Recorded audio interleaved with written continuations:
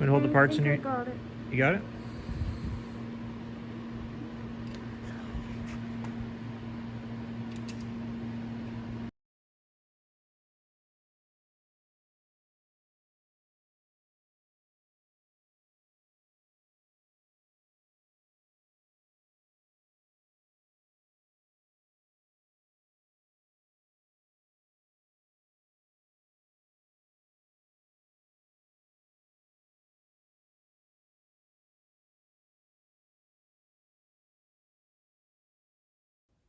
Okay, here we go for part 3. We finally get to put the airplane together, or at least parts of it. First thing we did was we got the sawhorses set up. There's sawhorses spec'd out for this. My buddy Dan T loaned me his from his build, which was a big help. You have to set them up level and in the right spots so they have a nice working surface to build the wings off of.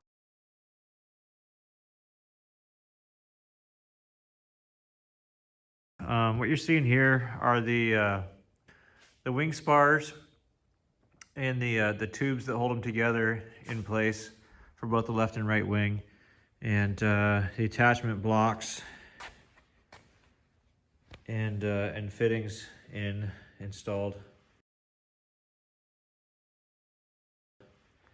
For the lift struts and the attachment to the fuselage right here.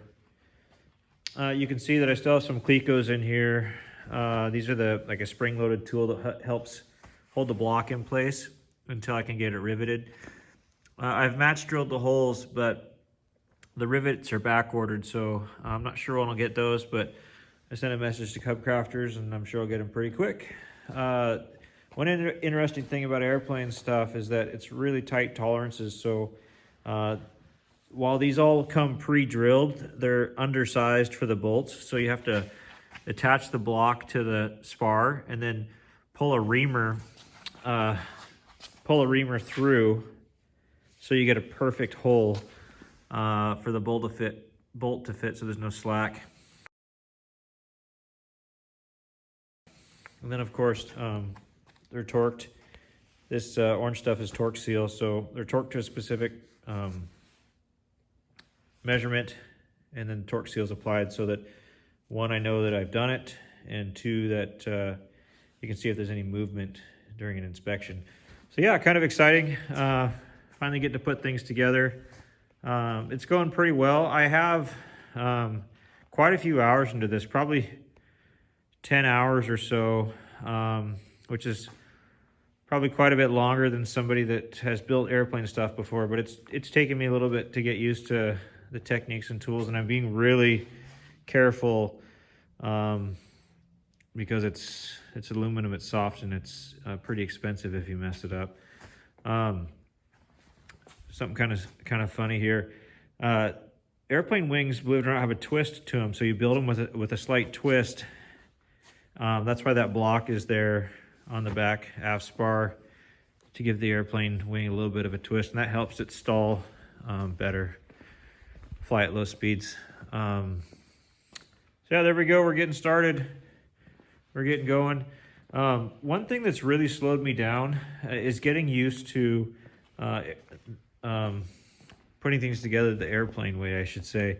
For instance, we're using the Dropbox files for the, I guess that's the most up-to-date version of the directions, and I'm using the paper instructions to write my notes on, and you can see I've marked off part numbers that I've completed. Now, what's making it take a long time is you can see each part number is pretty long. So it's not just the part number like those blocks I showed you, but every bolt and nut and washer has really long part numbers. So if you're used to saying, hey, I need a 3/8 washer or something, well, no, you got to go find something that's, 10 digits long, and it's taking a little bit getting used to that.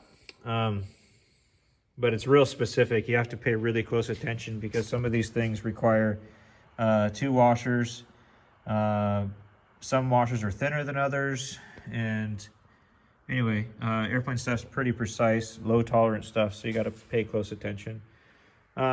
instructions are going well. So far, so good. Another thing we're doing is we have these double ribs in certain spots of the wing.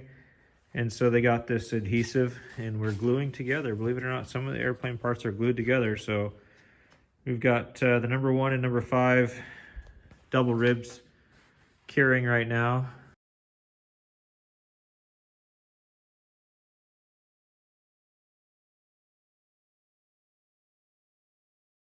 Pretty easy to work with. I haven't run into anything that's been difficult yet, other than getting used to hand squeezing these rivets. These are my first rivets I've ever put in an airplane ever. And yeah, went okay. I mean, I don't know what the standard is. I've read the specs, and they're 2-spec. I think I might want to learn how to buck rivets though after just doing about 8 of these. Seems like it's pretty labor intensive just to squeeze 2 rivets together, or squeeze 1 rivet together. But anyway, I'll get a technique. I'm sure I'll call my buddy Terry and he'll help me out. I have a good friend, Terry Birch, at the airfield. I'd like to say thank you to. He's a professional airplane builder, inspector, mechanic, and he came over and showed me how to use some of these tools. It's quite a process. You drill, you match drill, you deburr, and then torque or a rivet to exacting specifications, which is what we want, because they're really light but they're really strong, and the only way they can do that is being engineered precisely. So anyway, there we go. I guess that's day 1 of the build. We have the main structural part of the wing assembled. Now we'll put the ribs on, and these things that give shape to the wing, shape to the airfoil. The main ribs and the nose ribs and the tail ribs.